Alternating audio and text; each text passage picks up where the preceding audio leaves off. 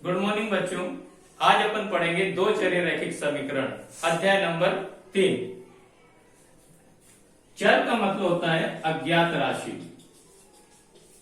जिसका मान ज्ञात करना पड़ता है।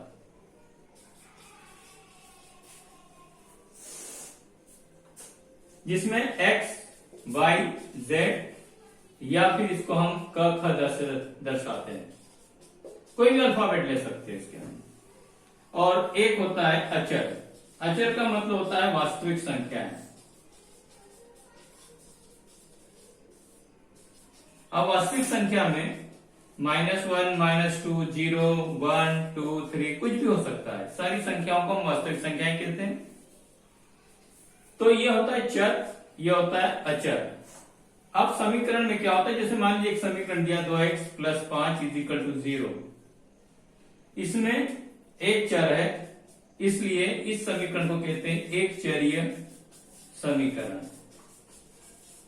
अगर मान लीजिए ऐसा आ जाए 2x + 5y + 7 = 0, तो इसमें x और y दो चर है, इसलिए से दो चरीय समीकरण कहते हैं।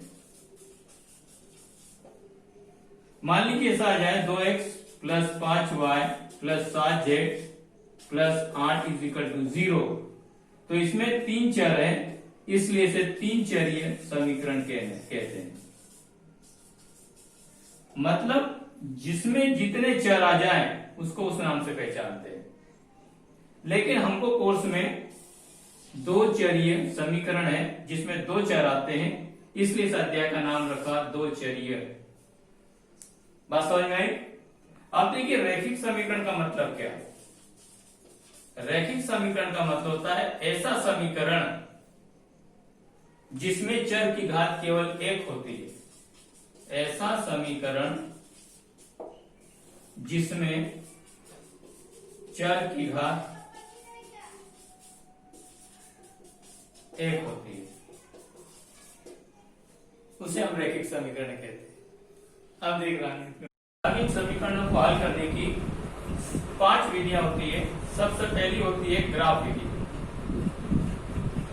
ग्राफ विधि, इसको हम आलेख विधि भी कहते हैं।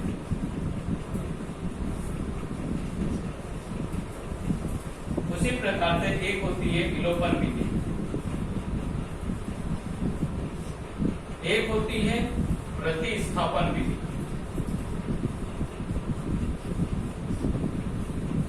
उसी प्रकार से एक होती है वज्र गुणन विधि। इसे हम क्रेमर विधि भी कहते हैं, क्रेमर। और एक होती परावर्त विधि,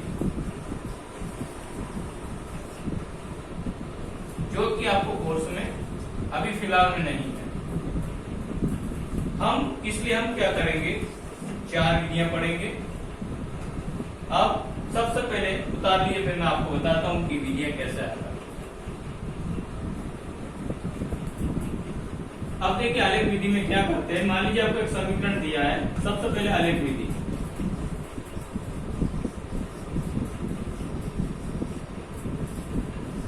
आलेख विधि में मान लीजिए कोई एक समीकरण दिया है x + y = 7, 3x + 2y = 8। अब इसको आलेख विधि से कैसे हल करेंगे, तो इसके लिए क्या किया जाता है, x + y = 7 पहले इक्वेशन ले लेंगे, पहला वाला। इसमें x की जगह पर सबसे पहले 0 रखेंगे, एक बार y की जगह 0 रखेंगे। जब x की जगह 0 रखेंगे तो y की वैल्यू 7 आ जाएगी, और y की जगह 0 रखेंगे तो x की वैल्यू 7 आ जाएगी। इसको हम क्या करेंगे कि एक टेबल इस प्रकार से बनाएंगे और इसके अंदर हम शो कर देंगे 7, 0, 7। ठीक है। अब देखिए क्या करेंगे, दूसरा समीकरण है। दूसरा समीकरण क्या है आपके पास, 3x + 2y = 8। तो इसमें क्या करेंगे, x की वैल्यू फिर एक बार 0 रखेंगे और एक बार y की वैल्यू 0 रखेंगे। x की वैल्यू 0 रखने पर y की वैल्यू आपको 4 मिल जाएगी, और y की वैल्यू 0 रखने पर x की वैल्यू आपको 8/3 मिल जाएगी। चूंकि 8/3 जो है राउंड फिगर में नहीं है, इसलिए हम क्या करेंगे, यहाँ पर हम इसको बढ़ा सकते हैं। क्या कर सकते हैं, हम y की वैल्यू 1 रख दें, तो 1 रखने पर क्या होगा कि x की वैल्यू हमको 3 मिल जाएगी। तो इस प्रकार से राउंड फिगर में अगर आ जाता है तो ज्यादा बेटर रहता है। तो x y 0 4 रखा और यहाँ 1 रखा था y की वैल्यू, तो हमको x की वैल्यू 3 आ गई। इस प्रकार से टेबल बना लेंगे। अब इनको हम क्या करेंगे, ग्राफ के ऊपर इन समीकरणों को प्रदर्शित करेंगे। इसके लिए ग्राफ पर x एक्सिस लेंगे, ये y एक्सिस लेंगे। अब इसमें ये 0 होता है, 1 2 3 4 5 6 7 तक लेंगे क्योंकि हमारे पास नंबर 7 है। तो 1 2 3 4 5 6 7 ये x हो जाएगा। -1 -2 -3 ले लेंगे, यहाँ पर भी 7 तक लेंगे क्योंकि यहाँ पर भी हमारे पास y की वैल्यू 7 है। 1 2 3 4 5 6 और ये 7। अब देखिए जब x की वैल्यू 0 रखी थी तो y की 7 मिली थी, तो y पर 7 पे जाके निशान लगा देंगे और इधर भी x की वैल्यू 7 है, इसलिए x पर निशान लगा देंगे और इसे मिला देंगे। अब क्या करेंगे, इसी प्रकार से यहाँ पर x की वैल्यू 0 रखने पर y की 4 आ गई थी, तो यह 4 पे आके निशान लगा देंगे। लेकिन यहाँ हमने x की वैल्यू 3 रखी थी तो y की 1 मिली थी, या y की 1 रखने पर x की 3 मिली थी, तो y की 1 कहाँ है, ये है, और x की 3 कहाँ है, तो x की 3 ये है, तो ये निशान यहाँ है क्योंकि 3 के सामने भी और 1 के सामने भी होना चाहिए, तब जाके इसको हम इस तरह से मिला देंगे। यहाँ पर इसको डिफाइन कर देंगे, x plus y equal to 7 है। यहाँ पर इसको डिफाइन कर देंगे 3x plus 2y is equal to 8। चूंकि x और y की वैल्यू कैसे निकालेंगे, तो इसके लिए क्या करते हैं, को आगे बढ़ाना पड़ता है। ये कहीं ना कहीं एक दूसरे को प्रतिच्छेद करेगी, तब जाके x और y की वैल्यू निकल आती है। तो इस प्रकार से हम अलग विधि से समीकरण को हल करते हैं। नोट कर लो।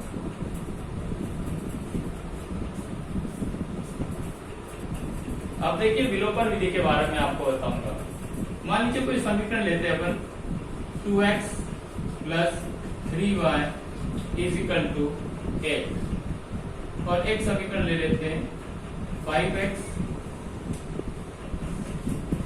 Plus 2y is equal to 9। ये समीकरण है, समीकरण नंबर 1, ये समीकरण नंबर 2। इसमें क्या करेंगे कि जब भी विलोपन विधि से हल करते हैं, यहाँ विलोपन विधि हेडिंग डाल देते हैं।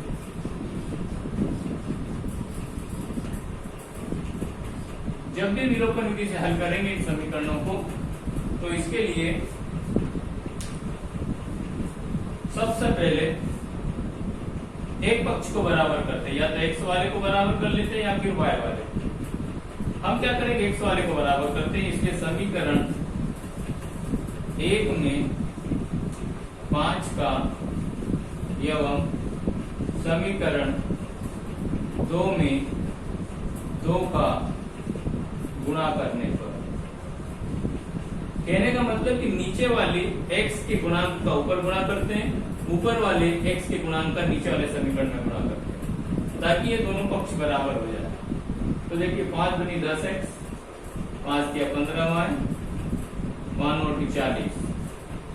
उसी प्रकार इसका करेंगे, 2 पंजे 10x, 2 दूनी 4y और 9 दूनी 18। देखिए इस प्रकार से ये बराबर हो जाएगा। अब क्या करते हैं, जो चीज जिस पद को बराबर किया है इसके चिन्हों को देखा जाता है। मान लीजिए यहाँ कोई चिन्ह नहीं है, तो यह क्या माना जाता है, धन का माना जाता है। अब जब दोनों धन धन के या दोनों माइनस माइनस के हो, तो नीचे वाले के चिन्ह को बदल दिया जाता है। अगर असमान चिन्ह आ जाते तो बदलने की जरूरत नहीं होती है, लेकिन समान चिन्ह आते तो नीचे वाले के चिन्ह को बदल देते हैं। जब इसे बदलते हैं तो फिर इसे भी बदलना पड़ता है, और यहाँ कोई चिन्ह नहीं मतलब प्लस है तो इसको भी बदलना पड़ता है। और यहाँ हम लिख सकते हैं घटाने पर, अगर चिन्ह नहीं बदलेंगे तो लिख सकते हैं जोड़ने पर, लेकिन चिन्ह बदले हैं इसलिए लिखेंगे घटाने पर। अब क्या करेंगे, प्लस से ये प्लस माइनस कैंसिल हो जाएगा। आप इस चिन्ह को नहीं मानेंगे, हम इस चिन्ह को मानेंगे। तो 15 में से 4 जाएगी, इसलिए 11 बचेगा। 40 में से 18 जाएगी तो 22 बचेगा। इस प्रकार से y की वैल्यू अगर निकाले हम तो 22/11, 11 दूनी 22 हो जाएगा। तो y की वैल्यू 2। इसी प्रकार से आप x की वैल्यू निकालेंगे तो इस y की वैल्यू को समीकरण नंबर 1 या 2 में किसी में भी रख सकते हैं। हम ये लिखेंगे समीकरण नंबर 1 में रखने पर, समीकरण 1 में y का मान रखने पर इस तरह से लिखेंगे। समीकरण नंबर 1 उतार लेंगे, 2x plus 3y equal to 1। अब इस y की वैल्यू जो है इस y की जगह पर रख देंगे, तो 2x प्लस 3 और y की जगह रख देंगे 2 इक्वल टू 1। देखिए 2x प्लस यहाँ पर 3 दूनी 6 हो जाएगा इक्वल टू 8। 6 का पक्षांतर करेंगे तो 8 में से 6 चला जाएगा, 2x इक्वल टू 2 हो जाएगा। तो x इक्वल टू 2 के बटे में 2 यानी x की वैल्यू 1 आ जाएगी। इस प्रकार से y की वैल्यू 2 और x की वैल्यू 1 आ जाएगी। अब हम इसको उत्तर की जांच भी कर सकते हैं। इन दोनों मानों को अगर हम किसी भी समीकरण में रखेंगे तो ये संतुष्ट करेगा इस समीकरण को। किस तरह से, जैसे देखिए उत्तर की जांच, उत्तर की जांच जैसे मान लीजिए इसमें रखना है तो 2x plus 3y equal to 8 में हम x की जगह पर 1 रखेंगे, 3y की जगह 2 रखेंगे। तो इस प्रकार से हमको 8 मिल जाएगा। अगर मिलता है तो हमारा आंसर राइट है। 3 दूनी 6 इक्वल टू 8, तो 8 बराबर 8। देखिए दोनों बराबर आ गए, इसका मतलब हमारा आंसर राइट है। इस प्रकार से उत्तर की जांच भी कर सकते हैं। तो नोट कर लो, मैं आपको 10 सेकंड का समय देता हूँ।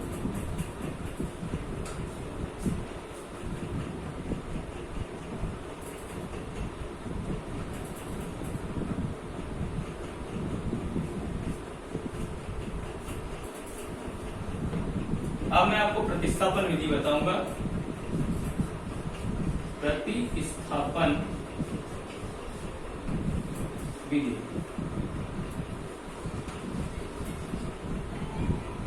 देखिए, मान लीजिए एक समीकरण ले लेते हैं अपन, 3x minus 5y is equal to 1, और एक ले लेते हैं x plus 2y is equal to 4। ये समीकरण नंबर 1 है, ये समीकरण नंबर 2। हम सबसे पहले क्या करते हैं, प्रतिस्थापन विधि में समीकरण नंबर 1 से y का प्रतिस्थापन करते हैं, यानी पक्षांतर करते हैं। पक्षांतर करने के बाद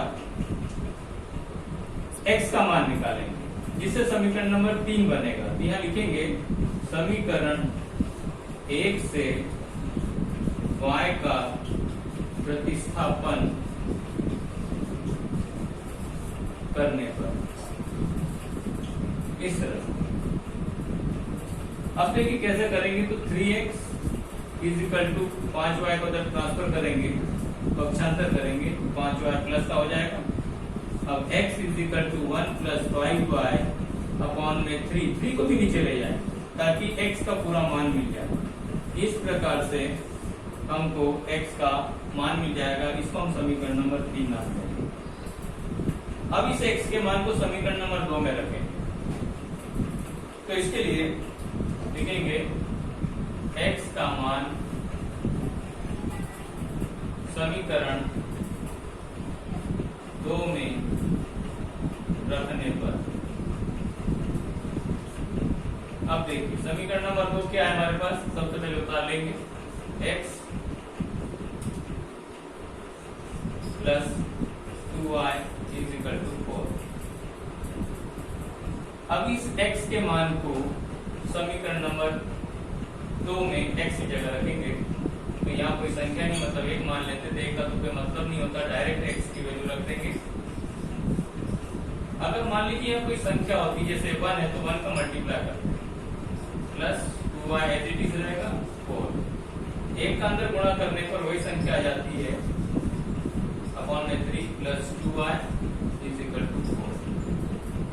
अब हम क्या करेंगे, यहाँ पर एलसीएम लेंगे ताकि ये का इधर गुणा कर देंगे तो 3 दूनी 6y इज इक्वल टू 4। अब ये 3 का भी क्रॉस मल्टीप्लिकेशन कर देंगे तो 1 plus 5y plus 6y as it is रहेगा 4 दिया 12। देखिए y y वाली संख्या जुड़ जाएगी तो 11y हो जाएगा और 1 का पक्षांतर उधर करेंगे तो 12 माइनस 1 हो जाएगा। इस प्रकार से y का मान हम निकालेंगे तो 11y इज इक्वल टू 11, तो y इज इक्वल टू 11 क्या फॉर्म में 11 तो 1 आ जाएगा। इस प्रकार से y का मान आएगा। अब इस y के मान को चाहे तो 1 में रखते, 2 में रखते या 3 में रखते, हम 3 में रखते हैं। यहाँ लिखेंगे y का मान समीकरण 3 में रखने पर इस तरह से लिखेंगे बराबर। तो समीकरण नंबर 3 सबसे पहले उतार लेंगे। x is equal to 1 plus 5y upon में 3। तो y की वैल्यू क्या है हमारे पास 8, यहाँ पर 8 रख देंगे 1 प्लस 5 इंटू 1 अपॉन 3।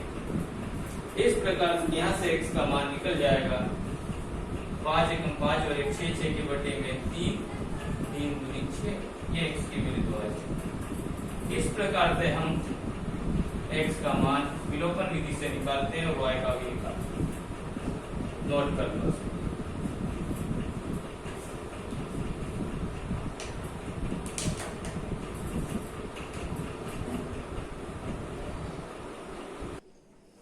अब मैं अगली विधि बताऊंगा वज्र गुणन विधि। वज्र गुणन विधि को मैंने बताया था आपको कि इसको क्रेमर विधि भी कहते हैं। क्रेमर विधि, इसमें क्या होता है कि मान लीजिए आपको एक समीकरण दिया है a1x plus b1y plus c1 is equal to 0, a2x plus b2y plus c2 is equal to 0। तो सबसे पहले इसमें x की वैल्यू निकालना पड़ती है और एक y की वैल्यू निकालना पड़ती है। इसको हम दो प्रकार से कर सकते हैं। एक तो इसमें क्या करते हैं cb minus cb upon ab minus ab, 1 2 2 1 1 2 2 1 लेते हैं। और एक y की वैल्यू निकालने के लिए ac minus ac upon ab minus ab, 1 2 2 1 1 2 2 1, इस तरह से रखते हैं इसको। ये दो फार्मूले ही है इस तरह से। अब इससे हल करेंगे तो मान लीजिए समीकरण दिया 2x plus 7y is equal to 9, 4x plus 5y is equal to 9, मान लीजिए। इसके अगर हम तुलना करेंगे तो a1x plus b1y is equal to c1 से करने पर a1 की वैल्यू 2 आ जाएगी, b1 की वैल्यू 7 आ जाएगी, c1 की वैल्यू 9 आ जाएगी। अगर दूसरे समीकरण की तुलना करेंगे तो a2 इज इक्वल टू 4 हो जाएगा, b2 इज इक्वल टू 5 हो जाएगा और c2 इज इक्वल टू 9 हो जाएगा।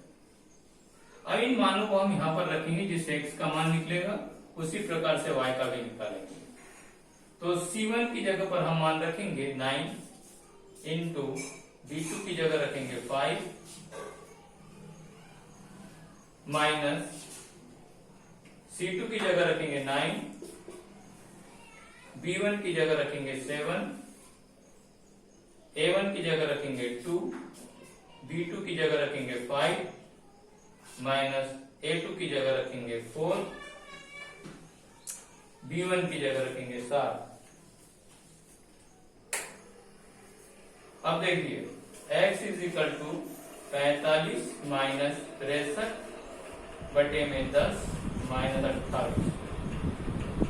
तो x इज इक्वल टू, इसको इसमें से माइनस करेंगे तो 18 बचेगा माइनस का, नीचे करेंगे तो माइनस का 18 इससे कैंसिल हो जाएगा 1। तो x इज इक्वल टू यहाँ पर 1। इसी प्रकार से y की वैल्यू निकालने के लिए हम फिर वही कमी करेंगे। तो y इज इक्वल टू, ये वैल्यू रखेंगे a1 2, c2 9 है, माइनस a2 की जगह 4 रखिए, c1 की जगह 9 रख दो फिर से एक बार, अपॉन में 2 इंटू 5 माइनस 4 इंटू 7, जिस तरह से यहाँ किया था, ये 18 हो जाएगा माइनस 36 और नीचे 10 माइनस 28। देखिए इसको माइनस करिए, ये अभी माइनस 18 आ जाएगा, फिर माइनस 18, जब कैंसिल आउट करेंगे तो 1 आ जाएगा। इस प्रकार से y की वैल्यू भी 1 आ जाएगी और x की वैल्यू भी 1 आ जाएगी।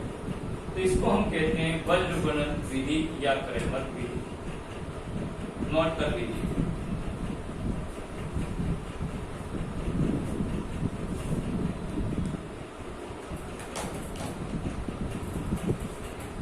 अब देखिए दो चेरी रैखिक समीकरण 3 शर्तों में से किसी एक भी शर्त का पालन करता है। तो इसमें 3 शर्तें मैं बताता हूं आपको। मान लीजिए समीकरण आपको दे रखा है a1x b1y equal to c1, एक दीजिए a2x plus b2y equal to c2। तो इसमें सबसे पहले होती है अद्वितीय हल की शर्त। अद्वितीय हल की शर्त, इस शर्त में क्या होता है कि a1 upon a2 is not is equal to b1 upon b2। इसको हम इस तरह से भी लिख सकते हैं a1 b2 is not is equal to a2 b1। उसी तरह से एक शर्त होती है कोई भी हल नहीं थी, कोई भी हल ना हो। इसमें क्या होता है a1 upon a2 is equal to d1 upon b2 is not is equal to c1 upon c2। ठीक है। उसी प्रकार से तीसरी शर्त होती है अनंत अनेक हल। अनंत अनेक हल की इस शर्त के अनुसार होता है a1 upon a2 is equal to b1 upon b2 is equal to c1 upon c2। तो ये 3 शर्तें हैं जिनकी सहायता से भी सवालों को हल किया जाते हैं। मान लीजिए एक प्रश्न आता है, एग्जाम में किस तरह का प्रश्न आता है कि k के किस मान के लिए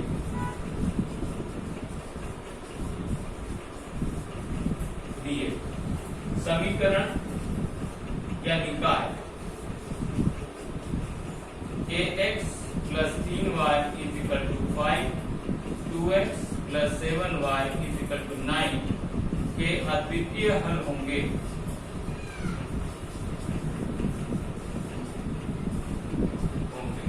इस तरह से तो देखिए मैं बताऊंगा आपको कि इसको कैसे हल करते हैं। तो इसके लिए मैं आपको उतार लीजिए फिर बताता हूं। अब देखिए इस तरह के सवाल को कैसे हल करेंगे। इसने कहा है कि अद्वितीय हल की शर्त लगाकर आप k का मान ज्ञात कीजिए। तो हम लिखेंगे कि अद्वितीय हल की शर्त अनुसार, अद्वितीय हल की शर्त अनुसार क्या थी अद्वितीय हल की शर्त? a1 upon a2 is not is equal to b1 upon b2। अब देखिए इसमें क्या करेंगे, ये a1 है, ये a2 है, तो a अपॉन 2 लेंगे is not is equal to, ये 3 लेंगे, ये 7 लेंगे, 3 अपॉन 7। अब इसमें k की वैल्यू निकालने के लिए क्रॉस मल्टीप्लिकेशन करेंगे तो 7k is not is equal to 2 3 जा 6 हो जाएगा। तो k is equal to 6 upon 7 not equal to में आएगा। इस प्रकार से अद्वितीय हल की शर्त लगाकर हम k का मान निकालेंगे।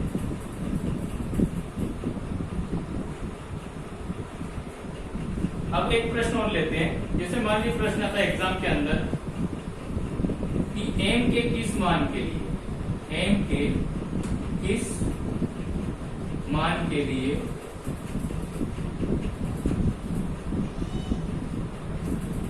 समीकरण के